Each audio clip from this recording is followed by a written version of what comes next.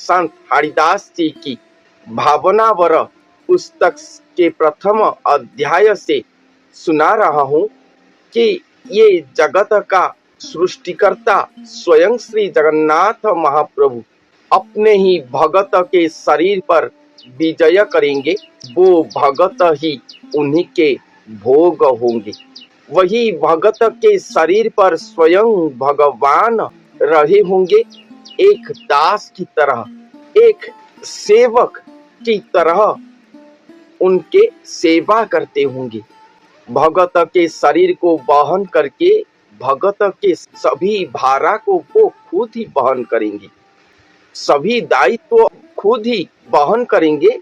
फिर भी वो धरती पर चलमान होने के लिए वही भगत के भरोसा पर रहेंगी।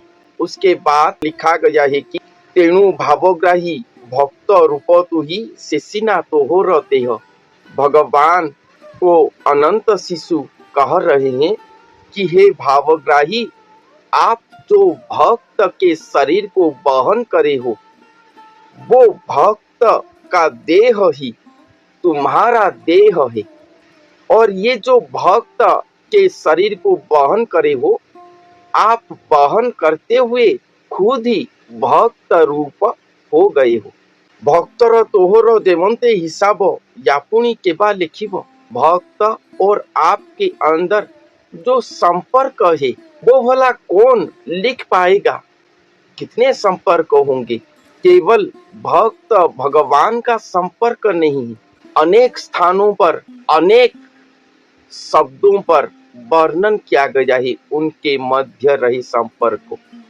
जैसे दूध और मधुर का संपर्क, दूध और पानी का संपर्क, पुष्प और भ्रमर का संपर्क, अश्व और सहिष का संपर्क, गज और माहुंत का संपर्क, बलभद्र और श्री जगन्नाथ महाप्रभु के मध्य रहे भ्राता संपर्क, सुदामा और श्री कृष्ण के मध्य रहे सखा संपर्क, पार्थ और श्री कृष्ण के मध्य रहे रथी सारथी संपर्क, राधा श्री कृष्ण के मध्य रहे प्रेम संपर्क, पिता और पुत्र मध्य रहे संपर्क, दूध दधी और घृत के मध्य रहे संपर्क।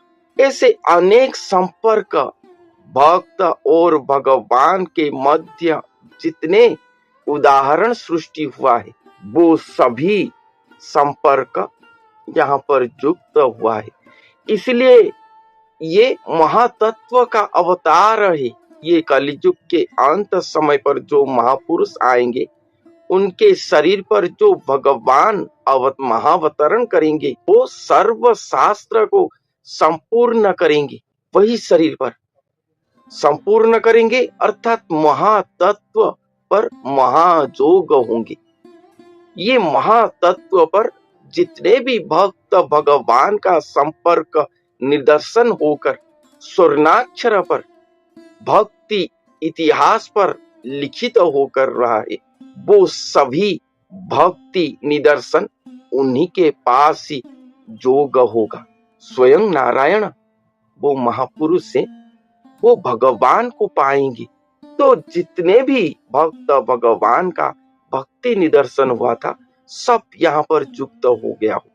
इसलिए तो लिखा गया है कि सर्व शास्त्र को वो यहाँ संपूर्ण करेंगे। इसलिए यहाँ पर लिखा गया है कि भक्त और आपके बीच जो संपर्क है, वो संपर्क को हिसाब करके अगर हम लिखेंगे तो वो अनन्य होगा, अनेक संपर्क वो रहा होगा। उसे लिखना इतना संभव पर नहीं है। पिता पुत्र भ्राता पत्नी सखा सखी ऐसे अनेक संपर्क वहां पर युक्त हुआ होगा। श्री भगवान अपने भगत के श्री पाद पर अपने मथा रख के एक दास मुद्रा पर रहे हैं। इसको सुनकर आप सोचते होंगे कि वो महापुरुष तो जो चाहे वो अपने हिसाब से कर सकते हैं।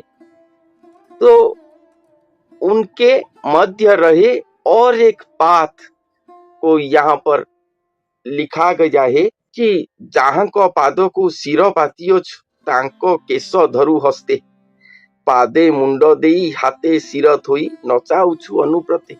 भगवान वो भगत के शरीर के अंदर चले आए, अपने मथा को उनके पाद के ऊपर रखे, फिर भी अपने हस्त पर वो भगत के केस को पकड़ कर रहे हैं।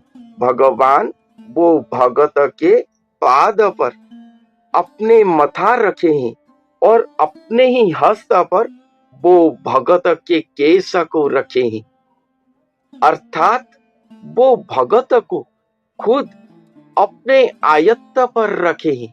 वो महाप्रेम पर दास मुद्रा को चले गए, मगर अपने शासन पर शासनाधीन करके वो महापुरुष को रखे हैं, केस पकड़ के रखे और अपने इच्छा से ही भगत को नचा रहे हैं। ऐसे करो वैसे करो, जो भी भगत करते हैं वो सब भगवान के इच्छा से हो रहा होगा। भगत को शोष लग रहा है, भूख लग रहा है, तो वो पानी नहीं पी सकते, खा नहीं सकते। भगवान कहेंगे उसके बाद ही वो खाएंगे पिएंगे। एक ग्लास पानी ले लिया तो सब कुछ पी देंगे, ऐसा नहीं होगा। जितना चाहेंगे उतना ही वो पिएंगे, अधिक नहीं होगा। अधिक होगा तो उन्हीं के लिए भी दंड प्रहार है, प्रतिरोध है।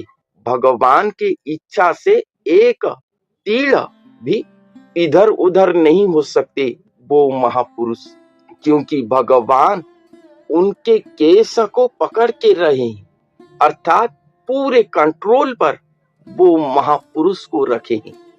इधर महाप्रेम तो उधर महाशासन, ऐसे अवस्था महा अवस्था पर भगवान वो महापुरुष के शरीर पर रहे होंगे। और उधर कहते हैं कि वो भगत ही खुद मैं हूँ, वो भगत का शरीर ही भगवान का शरीर है।